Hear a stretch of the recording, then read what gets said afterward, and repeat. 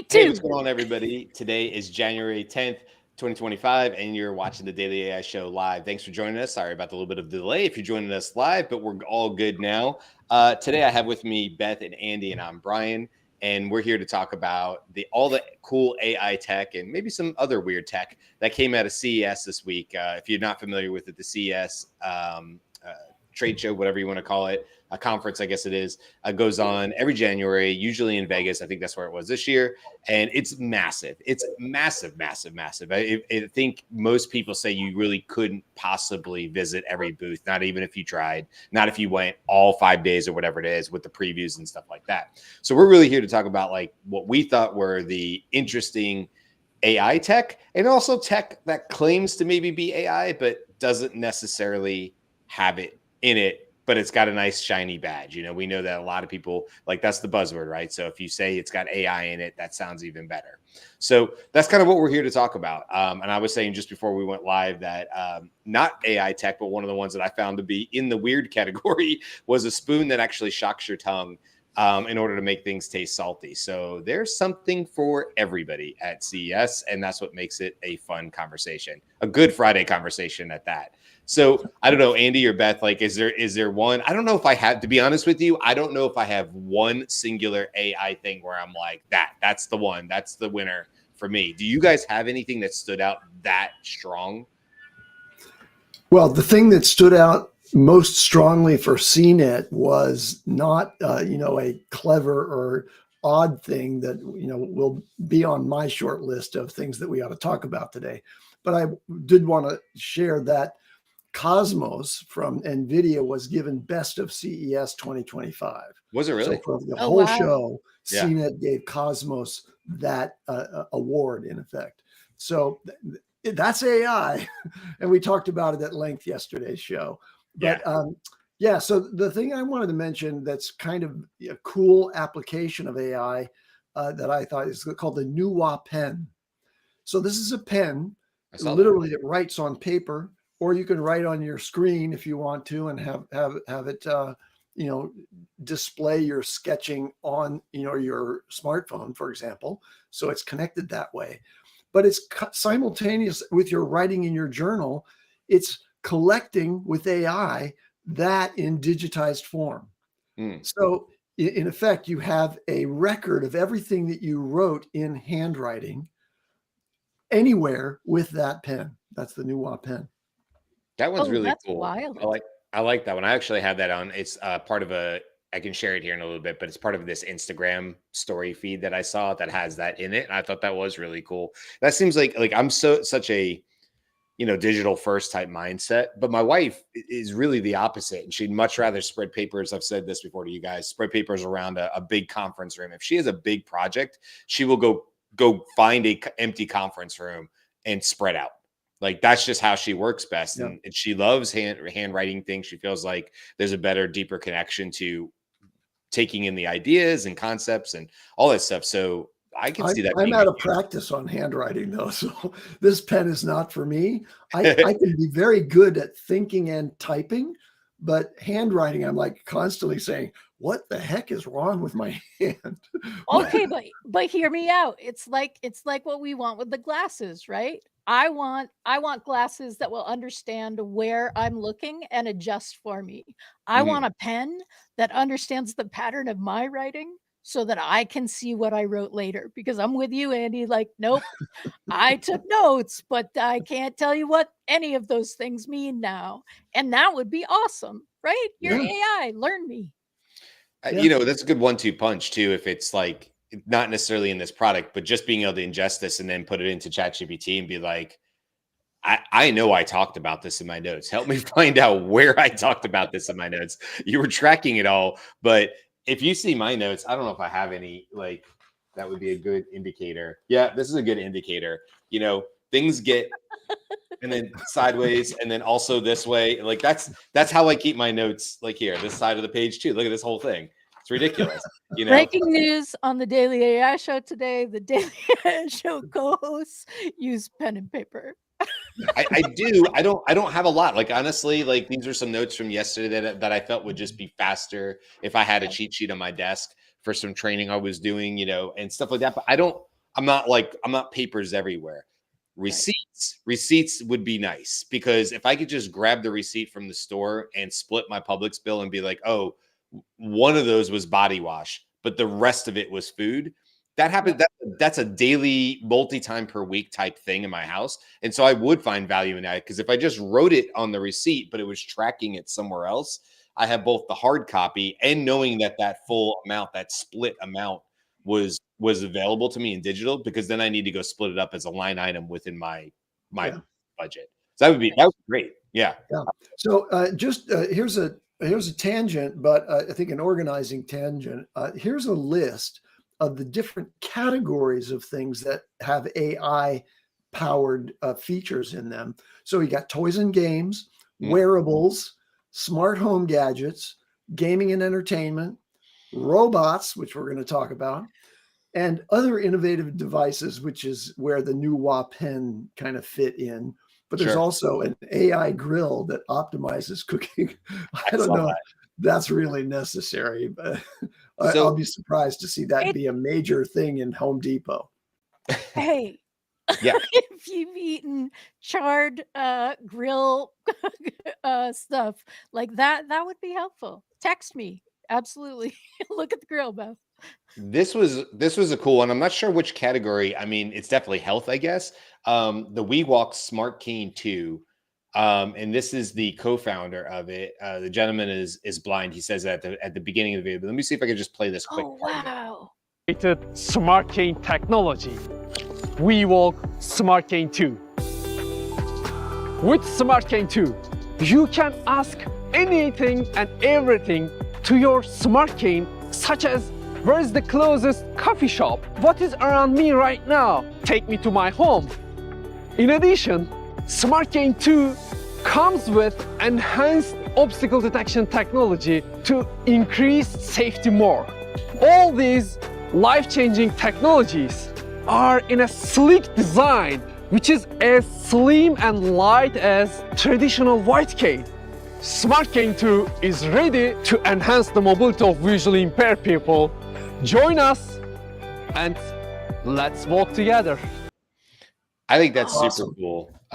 What I feel like we're seeing is a transfer of what was once only available, like maybe your LiDARs and your radars would only be, I'm not saying that cane has that, but your technology that are coming out of cars down to smaller and smaller devices. Now, I'm not saying that's what that has, but he did say it has detection, obstacle avoidance in it. So it has some ability to read the field around it. It's sending out or emitting some sort of LiDAR or radar, I'm not sure what. But also it obviously has integrated AI or a ChatGPT maybe AI feature, or it's integrated with his phone maybe, or whatever. So listen, that's really cool. In fact, he said earlier in the video that, he has scars on his forehead from where he was walking and only had his normal cane and, was trying to fumble with a bag and, walked into a pole. And he's like, that's why I have some scars on my forehead from walking into this pole. And so obviously demonstrating the very real world need for something like this. So don't know what the price is or anything like that. Don't know if it's like out. Obviously, it's the Smart Cane 2. So obviously a second generation of it, or at least it sounds that way. But a very cool device. It's shipping at the end of the month, I think. There you go. And I don't see a price yet. Pre-orders now open. Device comes at a price of $850 with additional $499 monthly subscription fee for the voice assistant service. Now, for those of you who don't know, welcome to the disability tax, which is called something else, but we will keep it classy. And this is actually putting the thing that we saw with ChatGPT Vision, right? We saw the blind person, visually impaired person pointing the camera at, I think, Buckingham Palace, asking what you could tell from what they were looking at. And this is actually putting it in motion, which I don't think we've seen before, right? Because it's not just a flat image. It's like I'm walking as I'm engaging with the cane. That's fascinating. That's great. Yeah, it's a cool use case. Jude has a suggestion. The cane should yell at people coming through, make a path, maybe in Samuel Jackson's voice. Yeah. send that suggestion, Jude. I think that's a great add-on. All right, so that's one for me that I thought was really cool. That's probably, you know what, that's probably my top one because I think it has such a obvious impact for people. So maybe that's my top AI one that I remember seeing. But I do like all the home and health ones and stuff like that. But back to you guys, Beth. I don't know. Have you shared maybe one of your top ones so far?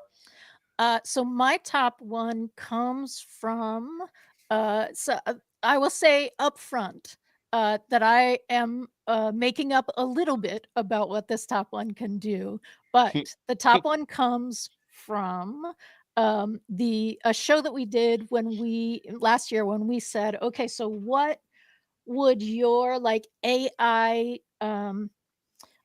not gadget, but like if you could put AI in anything, what would you put it in and what would it do for you?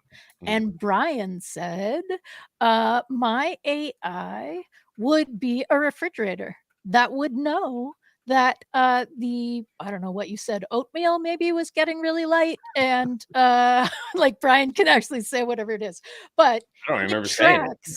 it. It tracks what you've eaten, right? What you've taken out of the refrigerator and then put back, and actually adds that or sends you a text and says, hey, here's your here's your shopping list because you only have, like, we've been tracking the weight of the thing that you keep putting on the shelf and you only have one more left. So, or whatever that is. Like that was your idea.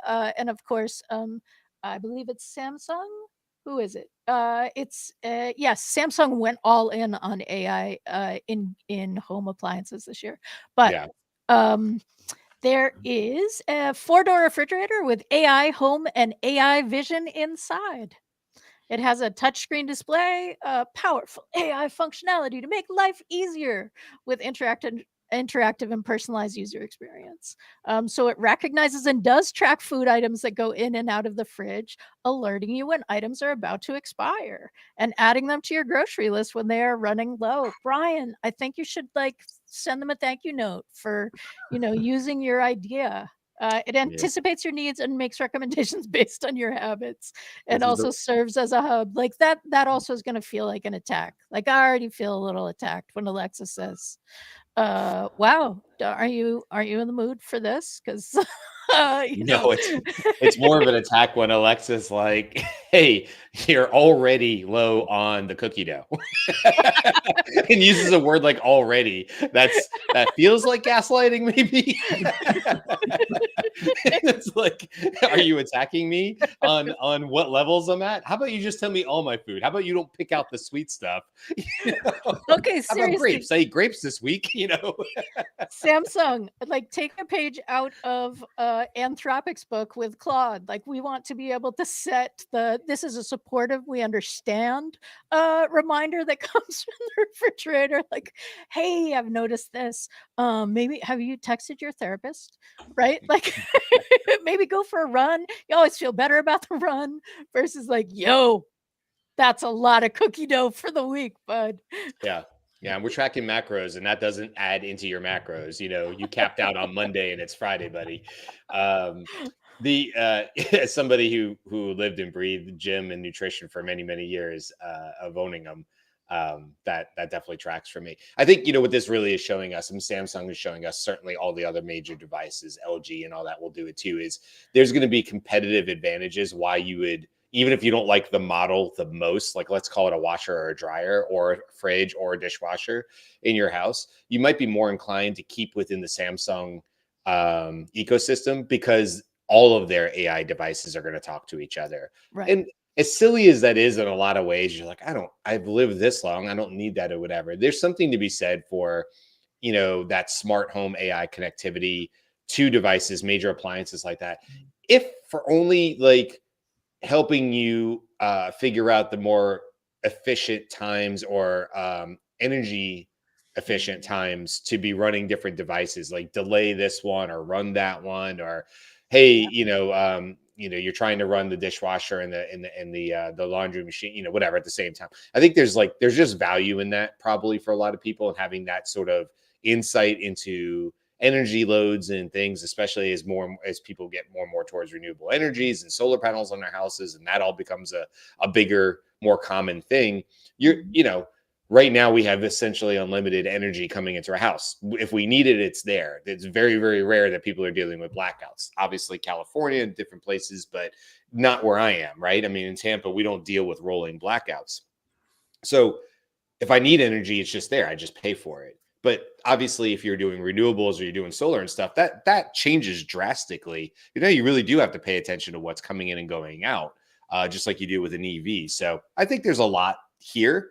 Some of it is silly. Some of it is like, why would I need to know that? And then some of it I think actually makes sense once you start connecting all of them together, which begs the question, well, then you just have more Amazon type products that talk to the whole ecosystem, kind of like Philips Hue, but Amazon can talk to Philips Hue, light bulbs, and like, how does that work? Or like Apple's Home Kit or whatever it's called, same deal. Like, will they have deals with Samsung so they can talk to Samsung appliances, but other ones can't? I think this is what you're going to see, if not already. I mean, maybe it's already happening. I'm just unaware of it. I don't have smart home appliances. I have devices, but I don't have smart home appliances in my house just yet. Although I would gladly take one that made my dishwasher quieter. So that's a definite thing. All right, what else have we got? I have more on my screen. I can share my screen, let's move over to robots now. Yeah, let's do it. Let's cover robots because there's a lot to talk about among the robots, and there's several classes of robots. There were apparently a host of Roomba type, cleaning robots. Importantly, one that get a lot of press, which has a 5-axis retractable arm that can reach out and pick up socks. Right? So that was a big headline in the general media, the sock picking up robot. But there are others, and I'm sorry that Carl isn't here because a number of them are approximating what he wants, which is the ability to select only the recycling objects that need to go in the trash and then take them out to the recycling bin at the curb. And there's, some of them sound like they could do that. I haven't investigated it carefully, but R2D3 by OpenDroid, a domestic robot designed to perform chores like folding laundry, washing dishes, learns over time and can adapt to its surroundings. That one might be able to do that.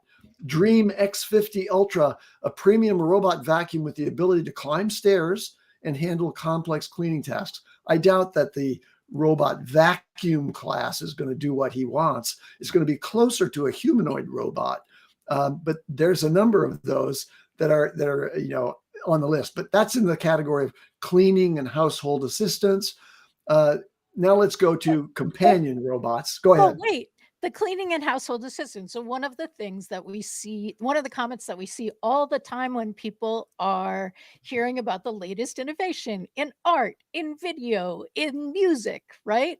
Like, where is the AI that like washes my dishes and does my laundry? I want to make the art and music, right? Like, if you're saving me time, I don't want you to be doing the cool stuff. So like, so like R2D3, that's the one you want. Go to that one. And I think, look, there's probably like more. Keep going with robots, but I think what that's probably going to look like, if I had to guess, Beth, is that okay, you put dishes in the sink, right? And so there's going to be AI and maybe robot involved in that. That maybe like this slide goes over to the top of the sink. And it literally washes and sanitizes the dishes in the sink, and it stacks them or something like. And then an arm comes out and puts them in the drying rack, or maybe it dries them right there, whatever. And it's more like not dishwasher, but small loads, like ultra small loads, and stuff like that. I think it's going to be like, so that'll happen, and then houses will start changing to adapt to those technologies, which is really what I actually think will be the Carl solution down the road. It might be a humanoid robot that can articulate all through his unique space of his house and his driveway and things like that, and snow and things that happen in Calgary. I would imagine though, like in the future, it's really going to be about like houses that are now being built around the abilities and meeting in the middle of maybe these humanoid robots. So anyway, just some of that. And then like a central home vacuum. Like, Yeah, I've exactly. always wanted one of those where you don't have to have a big vacuum that you carry from room to room. Yeah. There's a piping system with a major vacuum down underneath in I your wish I had that. basement, and Right. you just plug into one of the vents in the wall, and then you vacuum up whatever you want, and it goes downstairs. Which exists in new homes. Well, I wish it did, but I'll just no, it does like that. Like you can have a whole house vacuum system. I just want to highlight CJ's robot idea because he's talking about the fires in LA and the forest fires, like forest robots that fight fires. I'll do laundry and wash dishes. I don't want to fight a forest fire. Like you can fireproof what a robot much faster than like you can't fireproof a human, right? Yeah. Like you can fireproof what the human is wearing, sort of. But that's a real idea. It is. I think the bigger issue there is supply of Yes. water. So you can have as many as you want, but if they can't accurately, put the wet stuff on the hot stuff, then it gets a little bit more difficult. But that's aside. It's still, I agree with you. Like they have huge budget cuts out there in fire departments. I don't know if everybody knows on this show. I would not you guys know, but for our audience, I was a firefighter for 8 years. I was a firefighter like they have in the Palisades. I would have been doing stuff like that. I'm not a forest firefighter, big difference. But yeah, so I definitely, it hits home for me for sure when you get to the budget cuts and simply not being able to be in enough places at a time. And certainly seeing the devastation out there for that. So sure, I'm with you. Deploy more robots. If that can help in situations like that, who would say no to that? Especially if they can go into dangerous areas that we don't want our firefighters in the first place. Right. Up the canyons and stuff like that. Yeah. All right. I'd like to move over to companion robots and note that.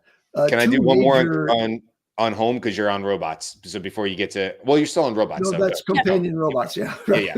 So we did household cleaning robots. Now we're companion robots. So this is a whole genre of robots that are being developed that are about elderly care. Typically, that's one of the target audiences for this, helping users maintain independence while connecting them with loved ones and healthcare providers, that sort of thing. Samsung and LG now offer these type of home companion robots. Bally is the name of the one from Samsung, released at CES this year. It's an AI-powered home companion. It can respond to voice commands, projects multimedia for you, and monitors health and home routines for the person who is no longer able to, be self-monitoring and take care of everything. LG has what's called a self-driving home hub. It's a mobile home assistant with affectionate intelligence, in quotes, senses user emotions, detects dangers like falls, and provides emotional support. So I was reading comments, so I apologize if I missed it, Andy. Did you mention the Realbotics, the big one? No, that's a different class of companion robot, and so I think that deserves its own. They're tricky with the words, but let's bring it up on it. Let's bring it up on the screen because the words are interesting with this one. In addition, there is one called a Galbot. Yeah, and the Galbot is to replace the woman in the kitchen. Oh. Literally, like they literally that's what it puts the dishes away. The Galbot does. Jesus. It's like, Deep breaths. Yes. Deep breaths. And go transcript. Try to. So yeah, this is very disturbing. This is a trigger warning to those who are worried about lobotomized robots. Listen, this robot is disturbing. Not because of I don't care what people do in their own private homes with robots. It's probably already happening. I don't care. Do you? This or was do a it Big for Bang that matter? Episode, right? Yeah. This was a Big Bang episode. If you have the ability to create a robot, you might have already tried many of the things. I'm not judging. You do you. I just find this one. I would not want this robot in my house. It is creepy with its motions and stuff. So we could play a little bit of the motions on it. What you do? I'm Aria, the flagship female companion robot of Realbotics, and I'm here to engage with you and share exciting insights about our robots. What sets you apart from the other robots out there? Realbotics robots, including me, focus on social intelligence. Okay, it can go on and on. My point, like Yes. with this robot, the big things they were talking about is that in a very creepy way, you can peel its face off and put different faces on it. You can totally personalize it. You can buy it as just the bust up with her head. So I guess like or him. It's not they show the women, but there were other examples they show in the video that are males, right? That are just that. There's one that like can be broken down and put back up in a suitcase, and then they actually showed it because you're wondering like, well, where are the feet? And it's actually on a movable like round roller. It's stationary. It's not a humanoid. It's not moving in that sense. It's literally affixed to this base that I guess can move around or whatever. But yeah, I just find it to be very very creepy yeah. And so I know say what you want. They talk about it too, human companionship. They use some other words in there as well. I think they talk about it being anatomical. There's things that they say in the descriptors of it that, point to other uses, of course. But Yeah. like Let's even just say it was more important to them that the mouth open than that it close, because all of them are like, right? Like, mm. I wouldn't have like Sorry. cued in on that, but I think it's funny. So let's give them a little bit of credit. They did do a couple of things that are good for the sort of advancement of humanoid or android type robots. And one of them is that it's capable of learning about you over time and you're having a long-term memory about you specifically. And it has been trained, the AI component of it has been trained for emotional support conversations. So it's going to be very positive and affirming. The physical behaviors of this robot are truly disturbing. And especially the one that is the one where there's a video where there's a brunette version of it, and the brunette version looks like it's about to fall over while it's talking, and it's just so not weird looking in the right way, and it's the disturbing. animatronics of it are like, it's not Disney, it's not Universal, guys. Like then it's not at that level or whatever. And I find that, and they were like, oh, there's like 17 motors in the face. I'm like, I can't tell, honestly. So no offense to them. I'm just like, it's not there. It's not there yet, and I have other ones we could talk about as far as robots with Tombot, which I've been following for at least a year and a half now, with their pet, dog. It's a fake dog, obviously, for companionship. I get it. I think there's a lot that goes towards companionship that is not sexual. Not saying that. I'm just saying, like, we have how many nursing homes all over the world, definitely in the United States, where you can see a potential future here, but this isn't it. This is like, I don't know. Okay, so moving on, let's go to the fun and cute robots that are principally targeted to children and companionship for children. And I'll mention one which is that caught my attention. It's called Mirumi. And the Mirumi robot is this little furry thing that you clip onto your purse, for example. And it's designed to kind of catch the gaze of somebody else around you. So it's like your companion, it's on your body, and it'll turn its head and look at some other person there and then turn back to you. And this is a sort of an icebreaker in terms of engagement with other humans, which is, really in perfect alignment with what the objective of these kinds of companion robots are for people who don't have a rich social environment. So that one, I think, is truly adorable. and it doesn't really do much beyond that.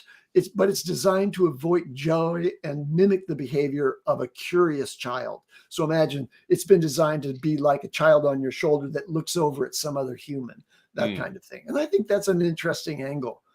The other one that really gets a lot of attention and affirmation is Jenny, the therapy hyper-realistic robotic golden retriever that responds to touch and voice in very realistic ways. In fact, the person who wrote a full article on this class of robots that I just read briefly this morning said, it was so realistic to me that I found myself scratching under its chin as I do a normal dog in response to its physical cues, like wagging its tail when it was moving to me, but I was actually engaged with it as if it were a real dog.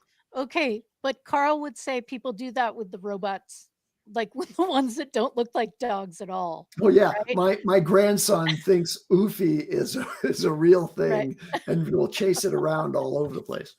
So this is the dog you were just talking about, and this is our 30th year covering the consumer electronics. Jenny is designed to sit on a user's lap comfortably. She's quite flat underneath so that she can rest comfortably on a person's lap for hours at a time. And the idea is that she treats the behavioral and psychological symptoms of dementia really by providing comfort and companionship round the clock.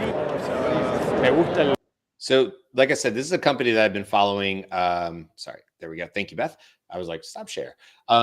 This is a company I've been following for a while. You can actually be an investor and do part of their early round if you want. It's by a company called Tombot, and this is their first public. This animatronic dog has been actually around, the initial versions of it, but they're just getting to the point now where it's actually going to be shipped.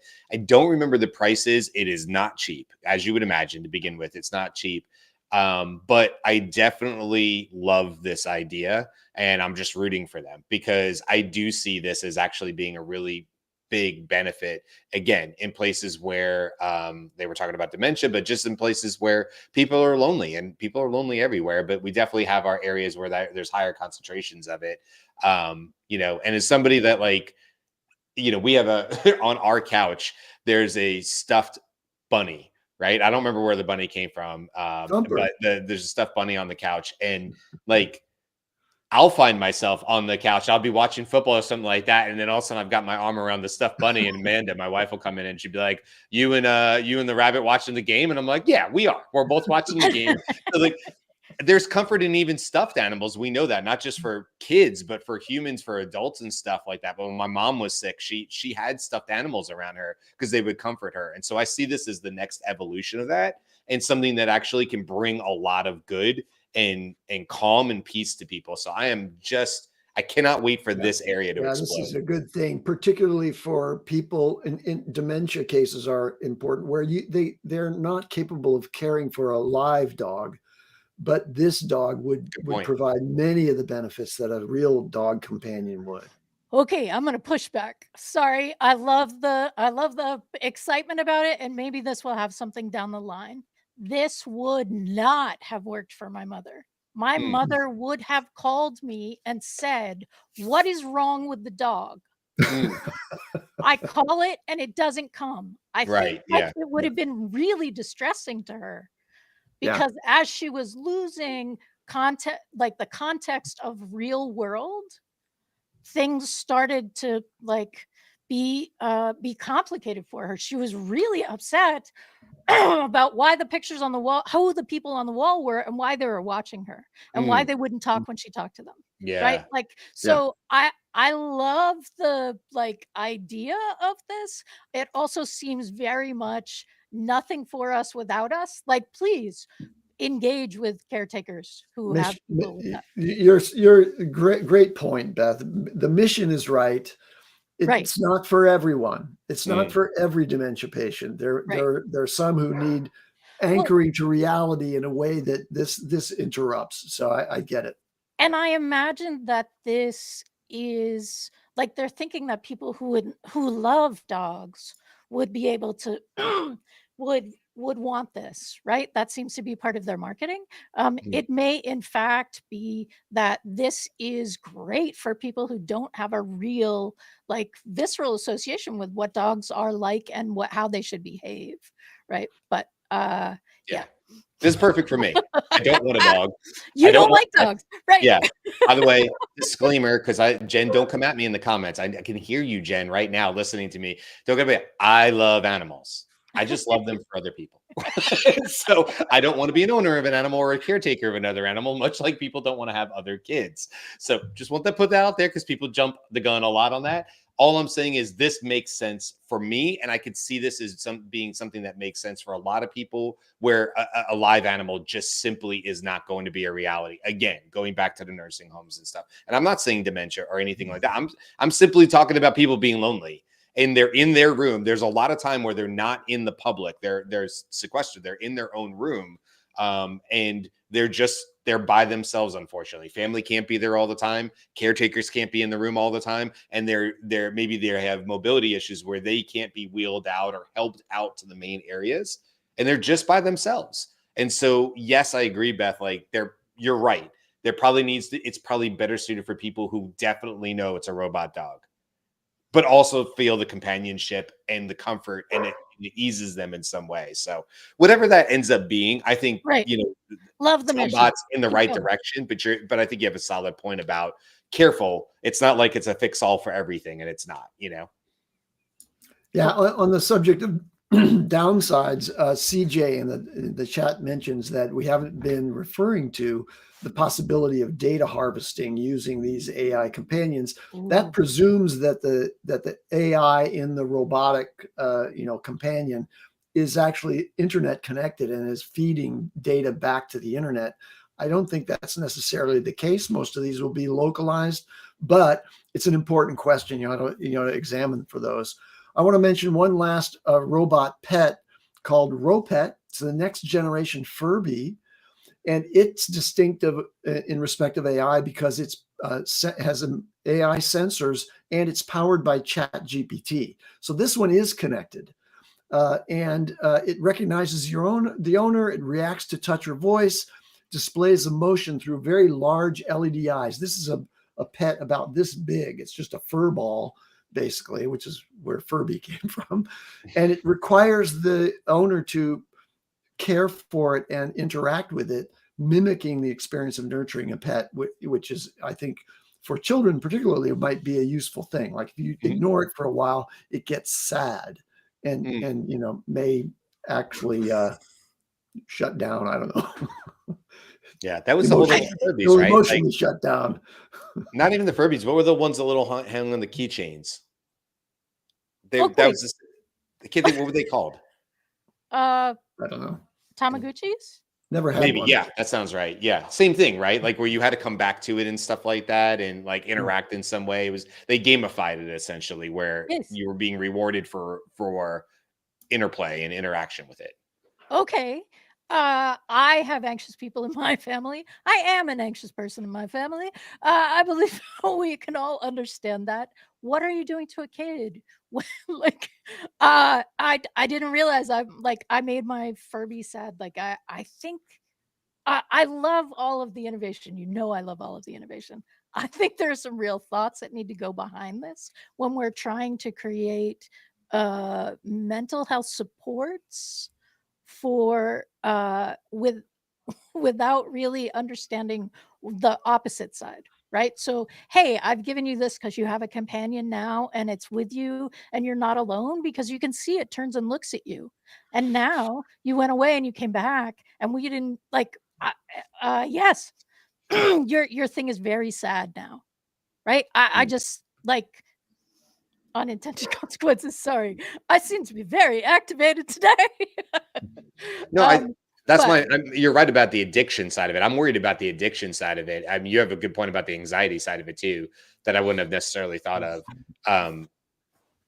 The addiction side is what I'm concerned about. But just in the same way that people didn't want to let their streak go on Candy Crush, right? Or Farmville back in the day or something like that, where it's like, no, I got to do it. Or Duolingo, which you think, oh, that's for good. You're learning a language. But Duolingo is very good at trying to get you to come back and make sure you do not break your streak. I have a tonal gym upstairs.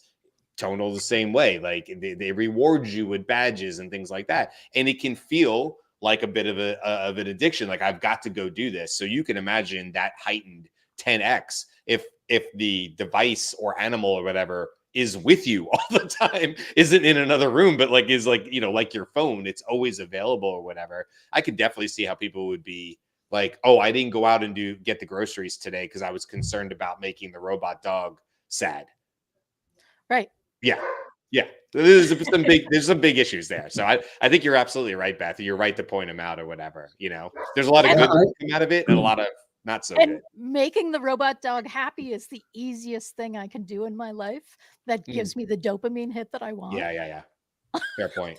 Ooh. Yeah, I have a standing calendar appointment with Pi that I feel like I need to support her. So, I want to shift over to wearables. There's a single wearable out there that's really, I think hit a sweet spot in the marketplace, and that's the Ray-Ban Meta smart glasses. But they aren't augmented reality. You don't have a visual display. It's not augmented reality. That is combining some digital imagery that's projected into your eyes with the clear view of the exterior. So you're as opposed to VR, where a headset goes over your eyes, obscures your view. But the Vision Pro from Apple actually has some AR capabilities, but it's over $3,000. So let's not bother with those. At CES, there are two AR glasses that are being shown. One is called X-Real 1 Pro, and that is an augmented reality glass featuring conversational AI and other advanced functionalities. So imagine now the ability to see, just as you can with the Ray-Ban Meta glasses, and talk to AI. There's sound coming through the stems of the glasses, so you can, without people hearing you and without earbuds, hanging out of your ears, you can talk to AI. It can see what you're seeing because it has cameras, but this one also can give you a responsive display that others can't see. And then there's the Holiday AR glasses. And they are the same thing, with an invisible display and AI-driven features for enhanced usability. And I guess I've got to buy a pair since I have their name. So The Holiday glasses are actually one of the things I'm actually think are one of the cooler things because of the way it displays the image, the information to you. It's definitely a wait and try type of thing. I would want to see it for myself, but I like the idea. They don't, and by the way, I'm looking at them right now. They don't appear to have like forward facing. They're not Meta glasses. They don't have forward facing cameras. It doesn't appear to be for that intent. It's purely for taking in information and doing that through a clear lens that doesn't obstruct your view, or at least the way they present it wouldn't be something that would be distracting if somebody else saw you. So you quite literally could be driving, that's distracting, on a train, let's say, where you're not moving a vehicle. And just being on the train looking down to anybody else, you have a pair of glasses on like you guys do, but you might also be like taking in information through an earbud or reading, or I find that really, really fascinating. I didn't even know that was possible to do that. So very cool, and we know it's not has anything to do with CES, but Meta came out with the future ones. They said like, this is just pie in the sky stuff we're going to show you. They're very expensive, but that was the same idea where you didn't necessarily have a screen in front of you. So the walls of this prohibitive thing being in front of your face are kind of breaking down. We're watching new tech come out. And when you pair that with AI and having the world at your fingertips, it starts to become a really impressive piece of equipment, I think, and I don't know how successful it'll be, but I definitely like the Holiday idea for sure. Right. And like, I'd be surprised if it doesn't have a forward-facing camera. that would remove a key feature of the Ray-Ban Meta glasses, which is you can be walking along and say, "Hey, Meta, translate that road sign for me," and it'll tell you what it sees. I hope that Holiday glasses. I wouldn't buy them without the forward-facing camera. I don't think they do, Andy. It's the world's first proactive AI glasses with invisible display, discrete control. Oh, by the way, it's got like an Aura Ring control. I didn't know that. Like the modern version of not the Meta glasses, but the one that coming after, where you controlled it with it was a wristband. But this one, there's a ring that goes along with it. Weighs 35 grams, prescription lens compatible. That's interesting. Long lasting battery, secret power. Let's see. It says proactive AI translation, cheat sheet, literally notification, navigation. So what would navigation be? Uh, I think it might just display as your phone Right. would display the map yes. of where you are using GPS, I guess. But see, Yeah. I don't think that's augmented reality then. Here's why. The reality is what you see. How can it augment what you see without seeing? It doesn't make sense to me that it's I don't think it's augmented. augmented reality either. I think it's just a heads up. It's a very, very Yeah, lightweight, heads up 35 display. gram innovative heads up display. Yeah. Right. Because augmented reality would mean you're walking down the street and an Mm. arrow shows in what you're Right. seeing Yeah. and Go says around the you're building this way. right. Like Yeah. this is your make a Right. right at the light. Even what they show on the website here, and we can move on, it literally says like Lexington Avenue, turn left. And it's green text, and basic graphics that are like, you're coming up on Lexington Avenue, you make a left. So Google Maps just, simplified for a heads up display. I like them. I understand what you're saying, Andy. I actually think these are still super cool for what they are, but you're right. They're not a Meta glasses. Meta glasses having this would be the ultimate. And Orion, the next generation of Meta's augmented reality does That's what I was have trying to that. think of. Yeah. Yeah. Right. That's what I was Right. trying to, and that has a whole weird other thing, the way they projected it or something on the glass or whatever. That was super cool. So maybe you're right. Maybe this is tech that's going to be surpassed pretty quickly because its key feature is that it's not showing up literally on the glass in front of your eyes, but other tools are going to put all of it together and then kind of make them irrelevant. I'm not sure. So one of the things that I didn't see in all the coverage this year that seemed to be really big last year was the hologram communication, right? You remember you Mm. could stand in like a little hologram writer. Maybe you stood somewhere, cameras were on you. You could then Oh, yeah. project your holographic Right. image to another location.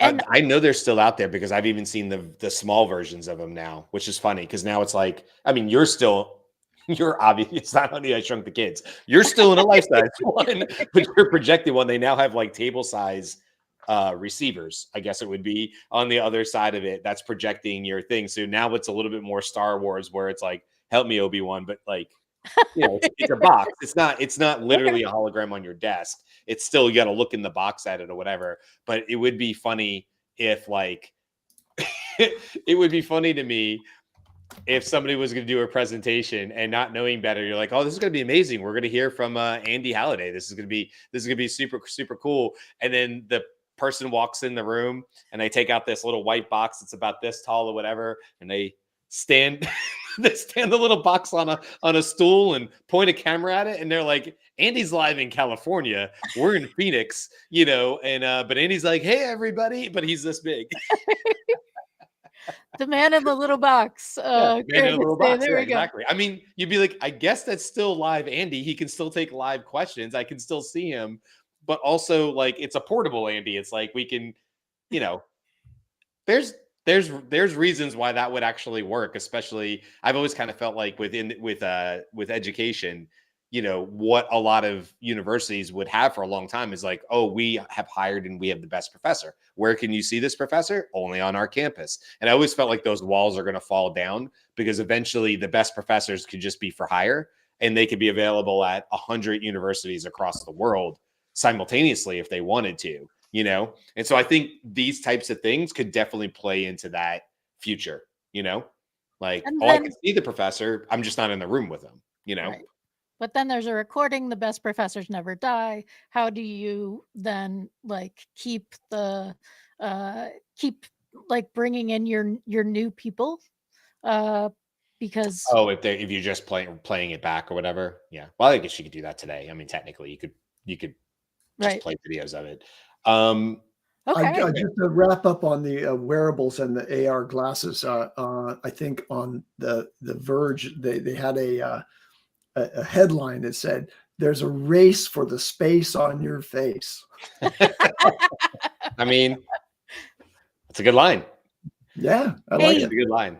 So any wearable companies out there, we would love to share the space on our faces. If you want to send us Yeah, stuff, send we them- will definitely send them try on. them We'll out. test them. Yeah, come. I would 100% wear, not a holiday wouldn't be the right solution, but I'd 100% wear glasses for the show if I felt like there was some post-production or valuable Gemini output out the other side of that. And I definitely think that's going to be a case. Although, to be fair, why would I have to wear the glasses? But I just think there's probably something to that, that has a future there. Okay, I've said this many times before. I will say it again now. I Okay. want to be able to tap my glasses and say, glasses, magnify ×2, right? The way that I can say to advanced voice mode, talk faster, right? 25% faster. Yeah, I good point. like that would be so helpful. Or Yeah. glasses, set car mode, right? Like driving now, just shift. That's a good point. Or like, for people who have trouble in low light and like restaurants and stuff, magnify ×2 and also enhance, so I can see it. Like the light on your phone and stuff like that. I know there's a lot of people that would appreciate that. Or just changing your prescription to match what it is you're doing, whether it's reading glasses versus walking around glasses and stuff like that. I know my wife would appreciate that because she's always like flipping Right. back and forth and trying to keep track, and they all look the same to me and stuff. I have I'm trying to see if I have, like, you talked about the robots, the home robots. I have some on that. There's a company called SwitchBot. The gist of SwitchBot is that it's got a sort of a central base that's like a vacuum.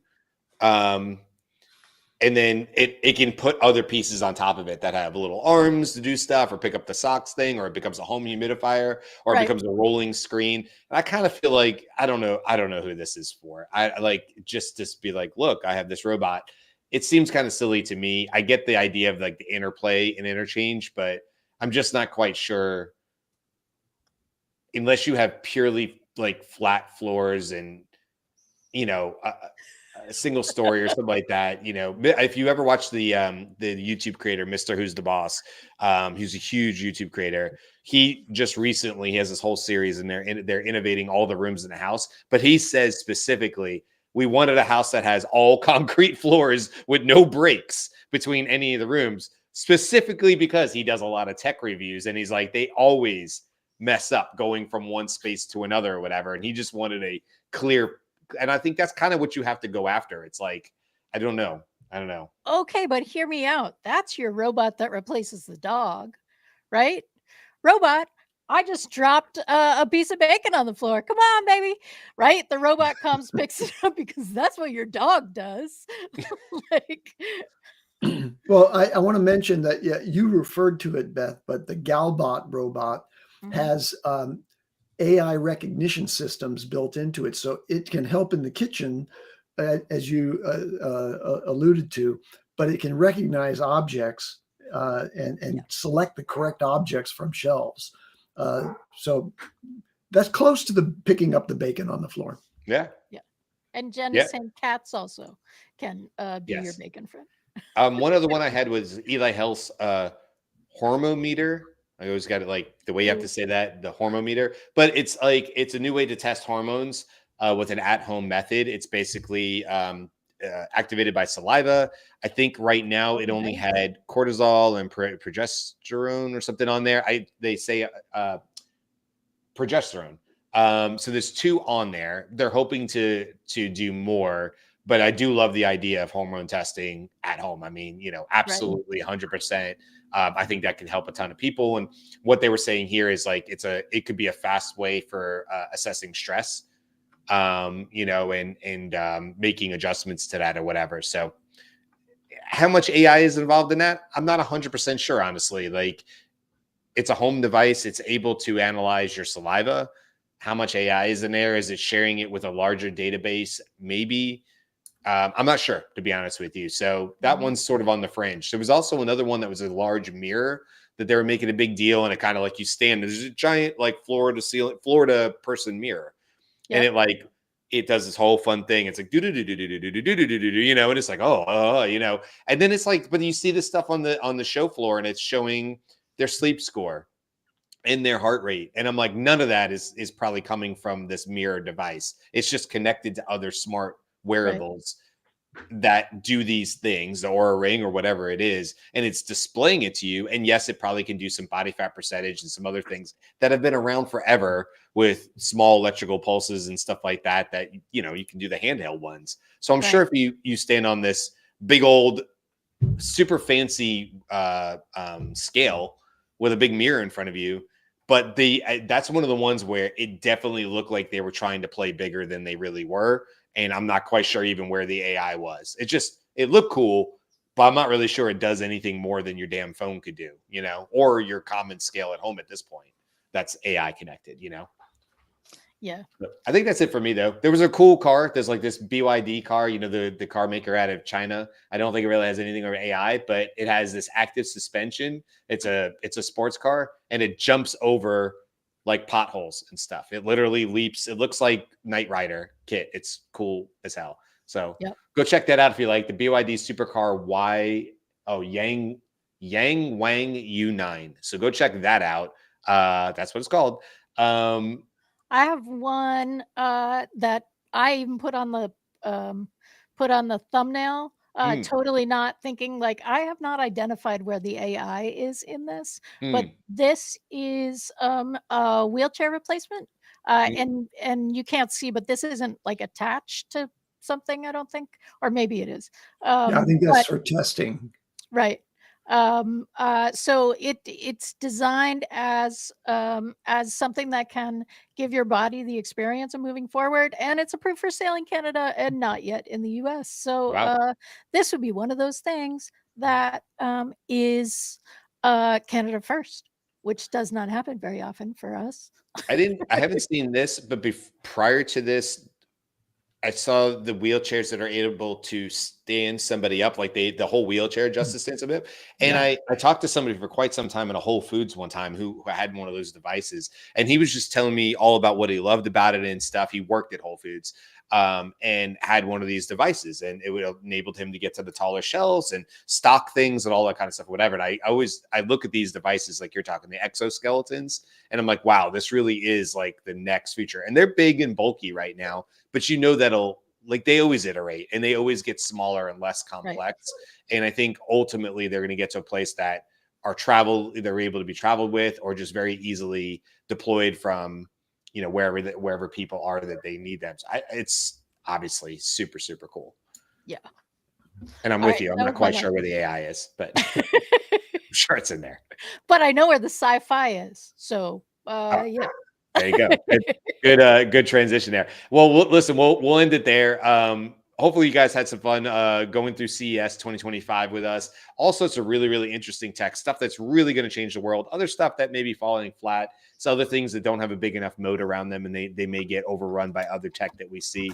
But it's all very interesting. CES is always like the place to be seen when it comes to new tech. And so every January we get an opportunity to kind of see what the rest of the year is going to look like with this stuff. So, and of course, everybody wants to say they're AI enabled. That goes along with it. So thanks for hanging out with us all this week. Next week, we got a full on set more shows. So if this is your first time, if you came and found us because of CES and AI, well, hey, we do this every day, weekdays at 10 a.m. Eastern live. You can always join us in the comments, as so many people have today, hundreds of comments in there. On YouTube is the best place to be interactive with the comments. And a lot of times we bring those into the conversations ourselves. But if you're watching this on replay, hey, we love you too. And, you know, like, subscribe, you know, you've heard it. All that stuff really does help us. If you're a content creator, you know this already. If you're not, just trust us. It really helps us get the word out and spread the love a little bit farther. So you're doing us a big favor if you do that, if obviously you enjoyed this content. And please keep coming back, because we'll be here Monday through Friday next week and every week thereafter. You know, we're far, I think, past 370 shows at this point. So we're cooking, and it'll be 500 before it's too long. All right. That's it, everybody. Have a great weekend. Bye.